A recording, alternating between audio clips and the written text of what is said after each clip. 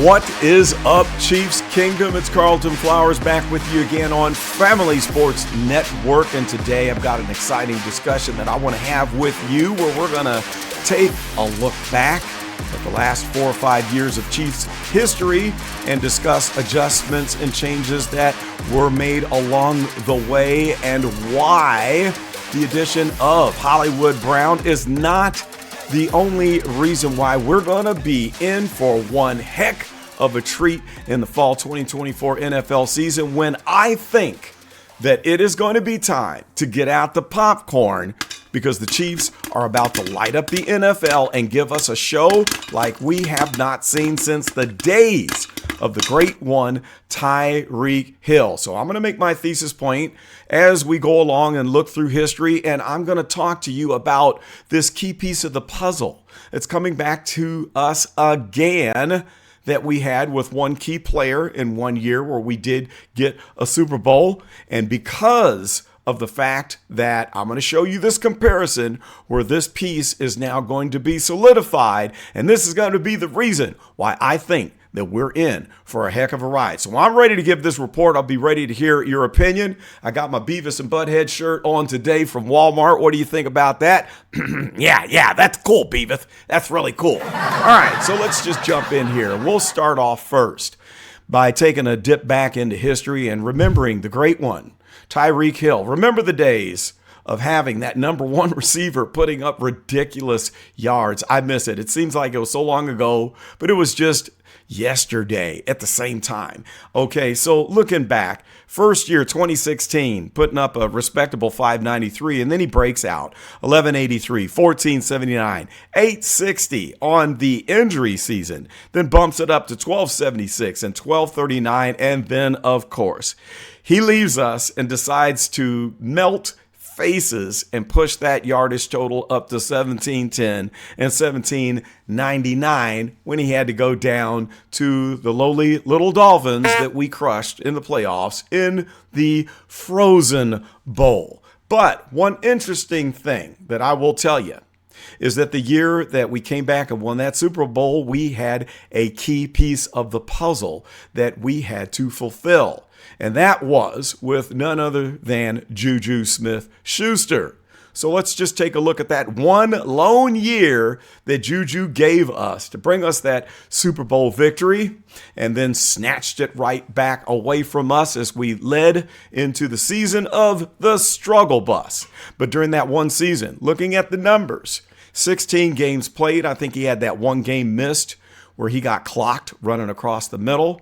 But he was a man who ran hard and was able to take those powerful hits running across the middle, giving that key piece of the puzzle, having the tough guy who can hold it down in the middle of the field, not afraid of those defensive backs, those linebackers that are ready to end your life in the middle of the field. 933 yards, average of 12 yards per catch, long of 53, very respectable, only 3 touchdowns, but overall, this is the reason why we were able to have such a great season after losing the great one and replacing him with whom we thought was going to be our deep threat in MVS.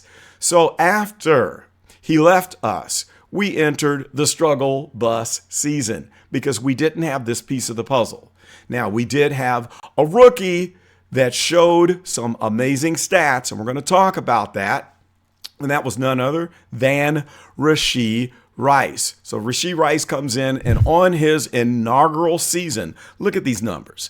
All right, 16 games played. He only missed one. Running tough, running hard across the middle of the field, stretching the field. He did have a deep ball of 67 yards, 79 receptions, and 938 yards with an average of 11.9 yards. All right, now this was done without a standout number one receiver. Now let's look back and compare these numbers between Rashee Rice and Juju SmithSchuster. Again, in that one lone season, 933 yards with an average of 12. Rashee Rice comes in as a rookie with 938 yards and just a tick less on the average at 11.9, but he had a 67-yard deep ball and 7 receiving touchdowns as opposed to 3 with Juju SmithSchuster.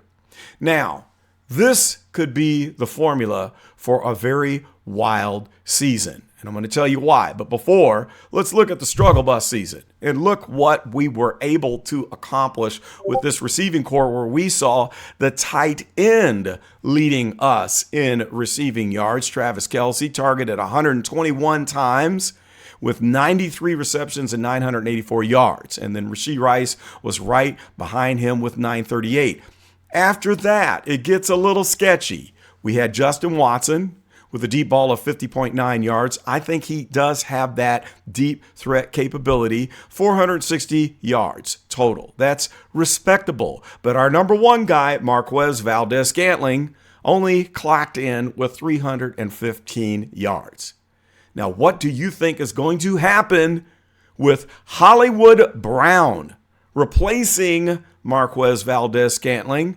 Now, you could call him number one. You can call him number two. That's any man's opinion, and I don't know who's going to be the true number one. But what I will tell you is that this is going to be an interesting season when we know that we've got a guy who can run hard like Juju Smith-Schuster and control that middle of the field, that has more of a deep threat capability, higher touchdown total, in addition to a guy that has flashed greatness as a deep threat receiver in Marquise Hollywood Brown. Marquise, it's too close. It gets me a little bit confused. So we have a true number one threat along with Rashee Rice, who is coming back for his sophomore campaign off of a freshman season that posted numbers similar to a veteran like Juju Smith-Schuster.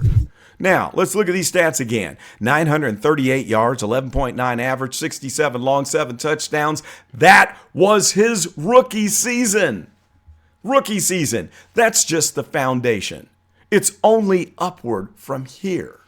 And that's why I think it's a coin toss as to whom is going to end up being the number one receiver. But when you put this man, in addition to Marquise Brown, who can be a highlight reel, I think we're going to be in for one heck of a season. And the wild card, let's add to this the wild card. Now, we got to scroll down a little bit to get the wild card player on the screen because he's way down here at the bottom, and that would be one Kadarius Toney, who only posted 169 yards. Why do I bring up Kadarius Toney? Well, I'll tell you why. I said it many videos ago during the 2023 season that Kadarius Toney is like Barry Sanders in the receiver slot. I don't know another receiver that has the juke ability, the ability to break ankles, to dance around and make people fall flat on their face like Kadarius Toney. So what if Kadarius Toney is kept by the Chiefs? I don't know what's going to happen. Do you think they should release Kadarius Toney, or do we keep him in our back pocket and find out if he can be that number one receiver and complement the two great ones that we have? They're going to fulfill the slots of number one and number two in addition to the GOAT, Travis Kelce. I think this is going to be a dangerous season. I think that they are probably going to keep their hands on Justin Watson. He was not, say, the greatest, but he was dependable. He put up respectable yards and has had flashes of greatness. But when you consider the fact that Kadarius Toney can also stretch the field and give us different options on how he can be used. Not like Sky Moore, who I don't believe we're going to see much of Sky Moore if they even keep him on the roster. I do agree that they did not use Sky Moore right. They did not use him in a way that he was used in college. But I think Kadarius Toney has more potential than anyone else on this receivers core to add excitement to what we're going to have in our new number 1 and our number 2. Now, I'd sure like to know your opinion about that. The more talent that we put around Travis Kelce with our wideouts, the more he's going to be able to clown. Travis is getting old. But when he is not leaned on like he was during the struggle bus season, I think this is going to do him well at his age. Now, Marquise Brown is going to be out there clowning. That's a guarantee. He's going to clown. He will get the job done. And we're going to see Rashee Rice cooking up some rice. We're going to have some fried rice. He's going to fry some defensive backs. He's going to get the job done again. He's going to build off of that freshman campaign. And when we put all of these players in the mix, oh boy, I think we have a recipe for disaster for the rest of the NFL's defensive units. Now, who knows what could happen as far as injuries? We have to have depth. We still don't know who we're going to move on with and keep. Hopefully, we do continue on with Justin Ross. I think there's still a lot left to be known about what Justin Ross's capability is. And we do have to have a deep receiving core. We also don't know what's going to happen with Mecole Hardman. Are we going to keep Mecole? What is your opinion? Do we need to keep Mecole? I say keep Mecole. Why? Because of his speed. When we have this many players that have breakout speed capability, defensive units aren't going to know what to do. When we're rotating in all of these players that have had flashes of greatness, have shown what their potential is, what they're bringing to the table, it's going to be hard to adjust like they did when they shut down our deep threat capability on Tyreek Hill by dropping back those defensive backs. It's not going to be that easy. Now, in addition to that, let me tell you something else. Clyde Edwards-Helaire, there he is right there. I'm going to tell you that I agree with my son, Scott Flowers, in saying that Clyde Edwards-Helaire needs to come back. First of all, we should expect a breakout season from Isaiah Pacheco because of the fact that we have upgraded the receivers core and they're going to have to respect that receiving game. But Clyde Edwards-Helaire is not only a dependable running back up to Isaiah Pacheco, but he can catch the ball. He can come out of the backfield and be depended on to catch the ball as a receiving threat.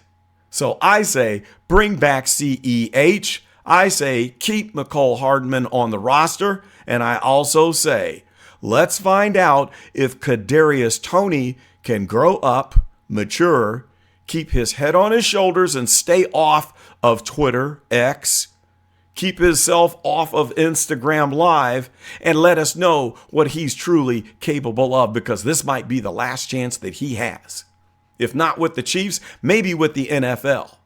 But this is going to be the recipe of disaster for NFL defenses this fall. I'm going to have the popcorn ready, and I predict that we see a return of the glory days when we had Tyreek Hill running all over the field as a deep threat, putting up ridiculous yards on other teams. Now, we could never replace him. But with the right mix, we can stretch the field and maybe do better. We might see Patrick Mahomes have a career season in receiving. Why?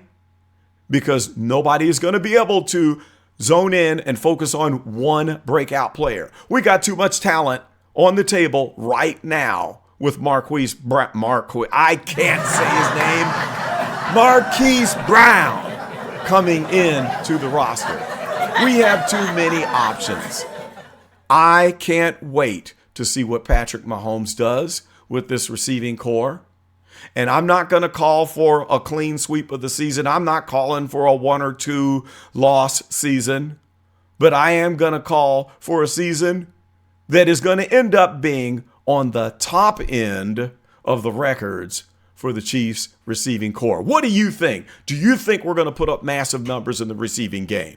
Do you think that this new mix that we have is going to open up the running game for Isaiah Pacheco? And who do you think we should keep to complement this new duo that we have coming in along with Travis Kelce? Do you think we keep McCole?